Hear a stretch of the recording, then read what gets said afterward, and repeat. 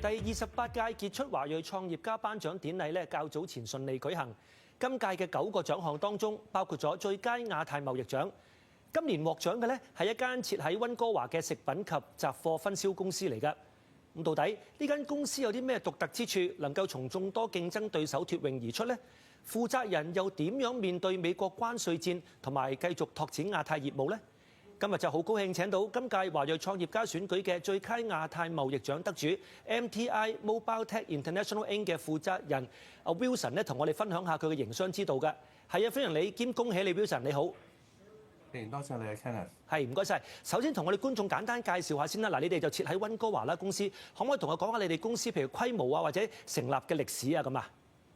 我哋公司成立咗差唔多有30年啦。咁我哋最主要嘅貿易夥伴就喺亞太區。咁而我哋 service 嘅客人咧，主要係北美洲為主。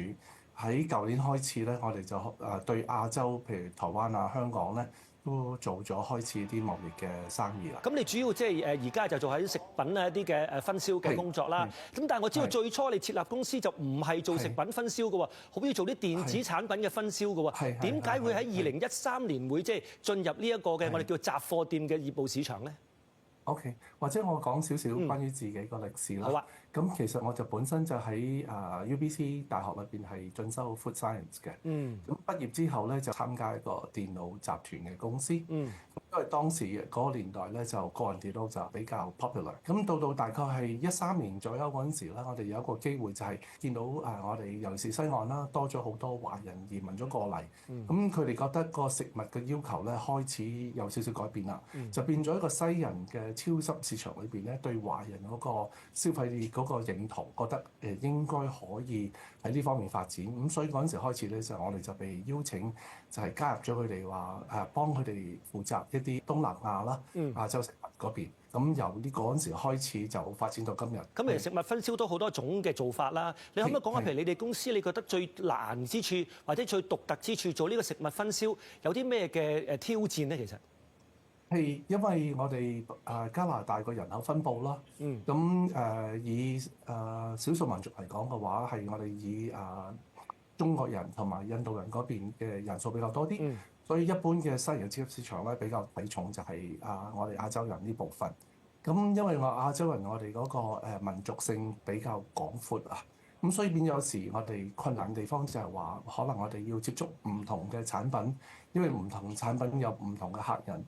咁我哋公司比較好彩地就係同譬如話日本、韓國、台灣、越南、泰國呢啲國家比較知名度比較高啲嘅食物嘅工場去合作。咁所以變咗我哋喺呢方面咧，就比一般嘅公司比較有少少優勢，就係因為我哋唔係淨係專做單一個國家。咁你頭先都提到啦，即係你近年就會專注啲發展呢個亞太業務啦，你亦都攞咗呢個即係亞太嘅最佳貿易獎啦。咁點樣喺呢一方面喺去發展你嘅業務？一定係話其實喺呢個亞太嘅咁多嘅亞洲國家，其實都好多競爭者嘅喎。你點樣喺呢一方面去拓展你哋自己本身嘅業務咧？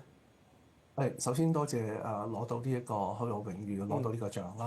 咁喺亞洲嘅方面咧，就係因為亞洲嘅始終對亞洲食物嘅要求係比北美洲多。咁因為我哋合作咗啲廠商啦，咁10幾年之內就我哋 build 咗一個比較完善一個business 嘅網絡。咁而我哋喺亞洲尤其是可能因為我喺香港出世啦，咁所以對香港個環境咧就比較熟悉啲。咁而香港幾間大嘅連鎖店或者係嘅超級市場，我哋都經常有聯絡嘅。咁因為我哋直接同工場嗰邊合作，咁所以我哋可以將第一線嘅資料同我哋亞洲嘅客人去分享。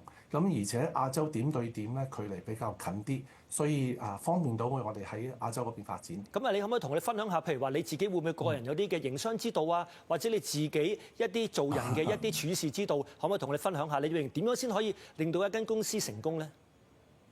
其實需要團隊啦，團隊嘅合作精神好緊要啦。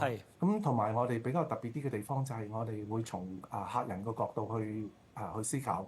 我哋同一時間要幫佢哋做下啲推廣啊、發展啊，同埋我哋要幫佢哋諗下未來產品需要係啲乜嘢嘢。嗰個市場觸覺非常之緊要嚇。咁啊，講下即係未來啦。嗱，大家都好關心啦。而家我哋未來又要面對美國關稅戰啊，咁經濟又話唔穩定啊。你哋即係做分銷啊，做即係一啲運輸嘅，可能都會好大嘅衝擊嘅喎。你點樣睇未來咧？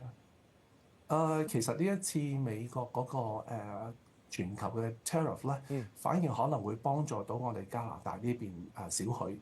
咁原因就係因為我哋近年咧都係發展，除咗喺海外同啲廠商合作咧，我哋都好積極嘅同本地嘅食物發展商去合作嘅。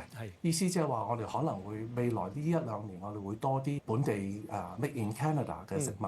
咁另外，因為美國嗰個關稅嘅問題咧，咁就好多國家包括譬如日本、台灣、韓國越南呢啲地方嘅 manufacturer 咧，開始有少少擔心，所以佢哋希望就話，除咗美國之外咧，佢可以加拿大呢邊可以分擔到一啲風險。可能因為咁樣可能會更多亞洲唔同嘅食物會入嚟，可能唔係淨係亞洲，可能歐洲都會啦。明白。